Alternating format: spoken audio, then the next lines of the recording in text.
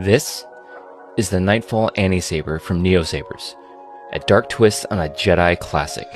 The saber features a matte black finish with gold accents, which is perfect because I bleed black and gold.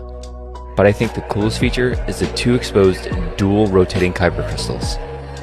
This saber is packed with impressive features like smooth swing, blaster effects, infinite color customization, 27 sound fonts, 9 blade styles, and 11 ignition effects.